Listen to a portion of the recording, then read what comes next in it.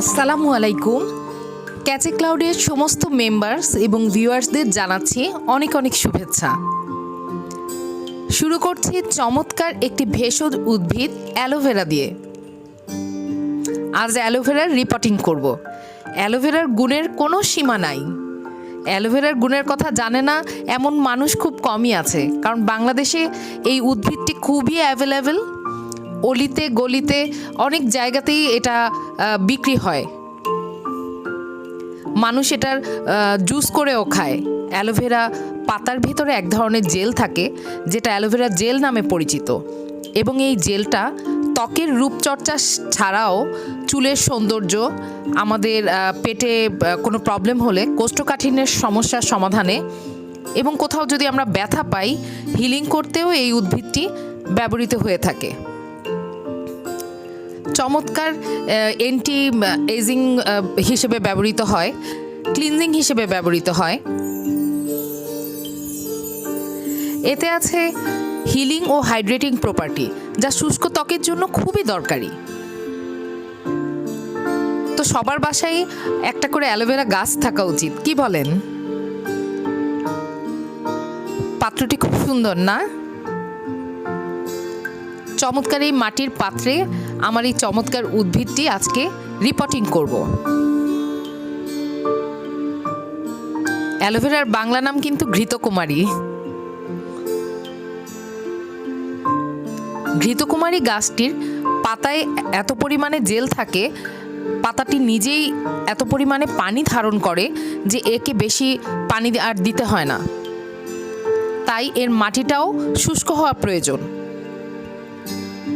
মাটির সাথে যেন 70 বালি মেশানো থাকে, যাতে খুব সহজেই আমরা যে পানিটা দেই তা শোষণ করতে পারে, সে ব্যাপারে খেয়াল রাখতে হবে।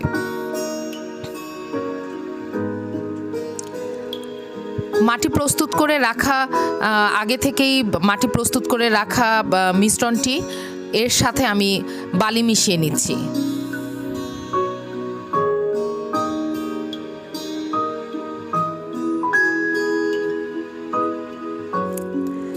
অ্যালোভেরা ওই যে পায়ে যে গোড়ালি ফেটে যায় না শীতের সময়, ওই গোড়ালিতেও যদি লাগানো যায় অ্যালোভেরা, একটু নারকেল তেলের সাথে ঘষে ঘষে যদি অ্যালোভেরা দেওয়া যায়, তো দেখা যাবে যে ওই ওই পা ফাটা রোগটাও ভালো হয়ে গিয়েছে। তারপর আবার ওই ত্বকে ব্রণ হয়, ব্রণের একটা ক্ষত সৃষ্টি হয়, ব্রণ কালো হয়ে যায়। সামান্য একটু লেবুর রস দিয়েও যদি অ্যালোভেরা রেখে দেওয়া যায়, মেখে ওই জায়গাটাতে মেখে রাখা যায় এবং 20 মিনিট পরে ধুয়ে ফেললে আস্তে আস্তে ওই ব্রণের দাগও চলে যাবে। খুব ভালো হিলিংয়ের কাজ করে।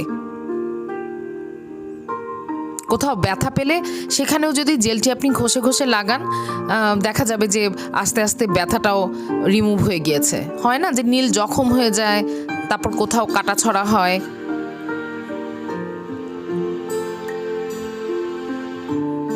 চেপে চেপে মাটিটাকে বসিয়ে দিলাম, এই বালি মাটিটাকে।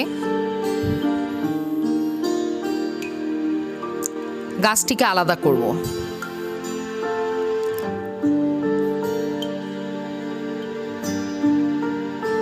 গাছটা এখন আমার কাছে এসেছে খুবই ছোট্ট একটা গাছ হিসেবে। দেখি কতটুকু বড় করতে পারি।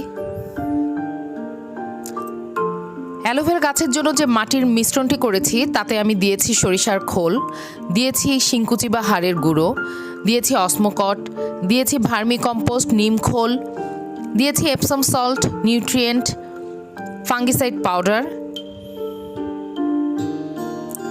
কিছু খাদ্যদানা, সামান্য পটাশ, ম্যানসার।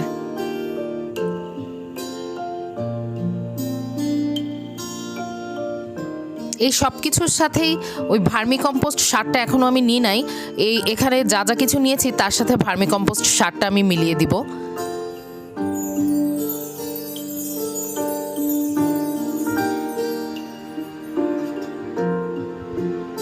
অ্যাকচুয়ালি আমি এটা বারবার আপনাদেরকে দেখাই যেন মুখস্থ হয়ে যায়। মিশ্রণটি ওই পরিমাণই দিব, ঠিক বালি মাটি যতটুকু নিব।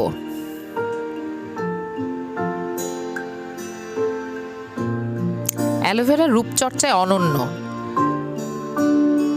সব মেয়েরাই কম বেশি অ্যালোভেরার জেল আমরা ইউজ করি।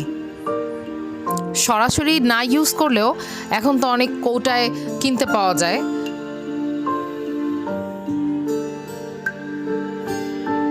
তেলের সাথে অ্যালোভেরা জেল মিশিয়ে সামান্য একটু লেবু দিয়ে সিথিতে ঘষে ঘষে মাখলেও দেখা যায় খুশকিটা দূর হয়ে গিয়েছে।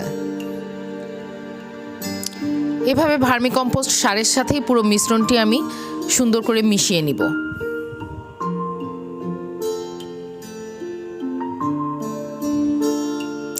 অ্যালোভেরাতে কিন্তু পচন ধরে খুব দ্রুত। এর কারণে মানে দেখা যায় যে একটা পাতায় যদি পচন ধরে যায় বা একটা পাতায় যদি কালো দাগ সৃষ্টি হয়, এটা সবগুলা পাতাতেই ধরে যায়। এই জন্য আমাদের উচিত ডিমের খোসা ব্যবহার করা, এবং ডিমের খোসাটা আসলে সরাসরি দেওয়া উচিত না, এটাকে ব্লেন্ডিং করে নিতে হবে একদম গুঁড়ো করে। তারপর তো অ্যালোভেরা গাছটা আগে আমি রিপোর্টিং করি, গাছটা বড় হোক, এরপর হয়তো কিছু খাবার অ্যাপ্লাই করব।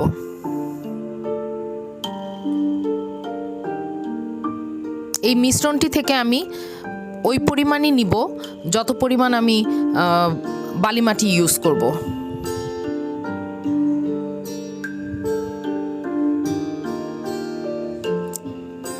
এবং অবশ্যই কিন্তু কোকোপিট ইউজ করব না, কোকোপিট পানি ধরে রাখে, তাই কোকোপিট ইউজ করব না।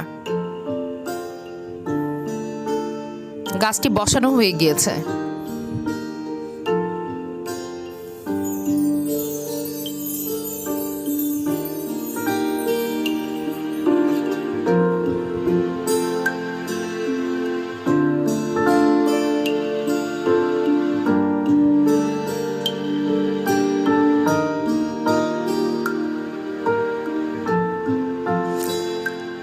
চমৎকার এই গাছটি আমাদের সবারই ভালো লেগেছে নিশ্চয়ই। ভিডিওটি যদি ভালো লেগে থাকে অবশ্যই আমার এই চ্যানেলটি সাবস্ক্রাইব করতে ভুলবেন না এবং নোটিফিকেশানটি অন করে রাখবেন, যেন নতুন নতুন ভিডিও আপলোড করলে আপনারা তা সরাসরি দেখতে পান। এই পানি যে আজকে দিলাম এটা কিন্তু সবসময় দেয়া যাবে না। আজ যেহেতু রিপোর্টিং করেছি পানি তাই বেশি দিলাম। আল্লাহ হাফেজ।